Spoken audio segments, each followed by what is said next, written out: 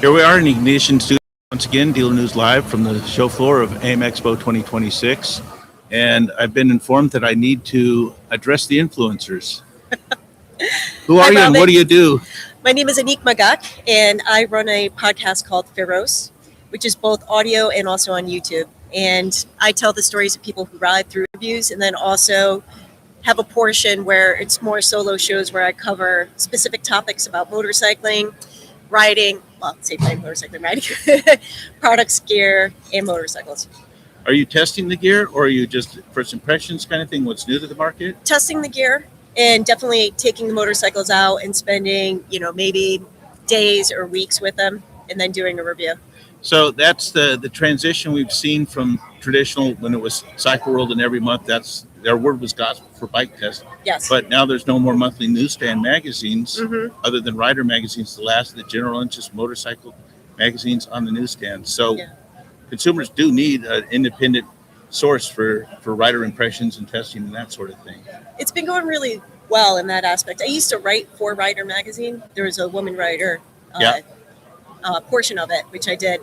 And, that changed drastically.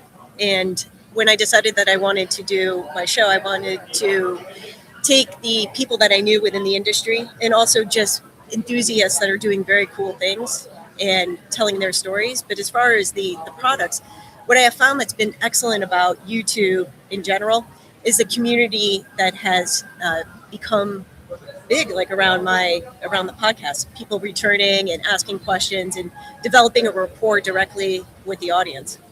So I got spoiled being a trade-only magazine and having the ear of the dealers on a monthly basis and then having the top 100 contest and having the trade show. I got spoiled because I did have that interaction and a sense of community and the things that you're now developing. Yeah. But I also, with great responsibility comes with that and a lot of pressure because you do answer to your audience and you need to hear what they're saying, probably more so even in an influencer, because as soon as those algorithms drop you down, you lose your audience. So that engagement and building community are key, right? Oh, absolutely. Absolutely. And it's also interesting to see, everybody's got an opinion. Yes, they do.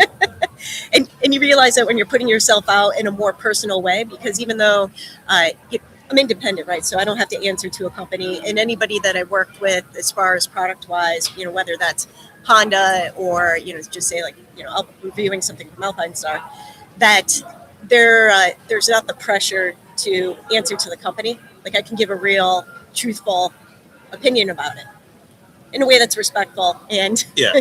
And that's what we need. And unfortunately, though, as soon as you put yourself out in public, there's going to be the trolls and the guys that just want to flame you. And it doesn't matter. And every one of those conversations is with educate yourself. And it's like, I get that I'm not gonna stoop to your level because you're living in your parents' basement and you've got unlimited time and idiocy to waste on this conversation. Yeah. So that's my big gripe about the shift from traditional print media to these new.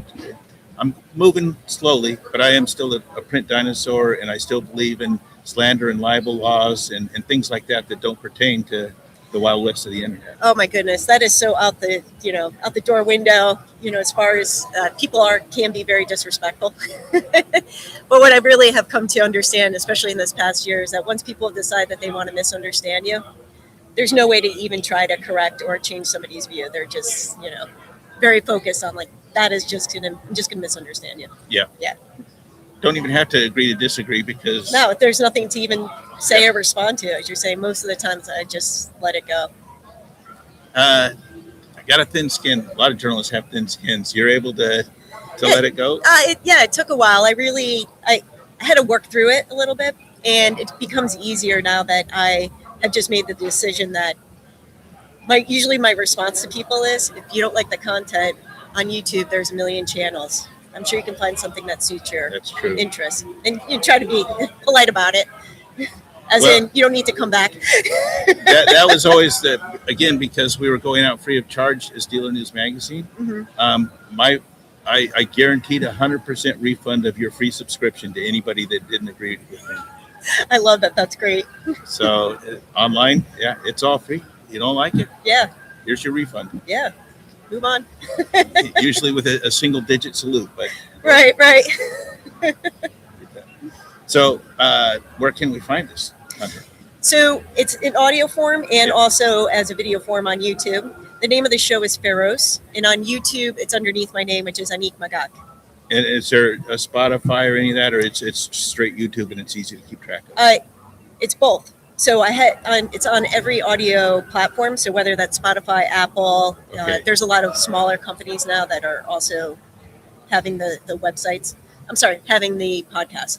So you can find that underneath Féroce. Awesome. There you have it. The shift from print to the next generation of communications, bike testing, useful information, community building, and the occasional troll. Thank you so much, Robin. You're welcome.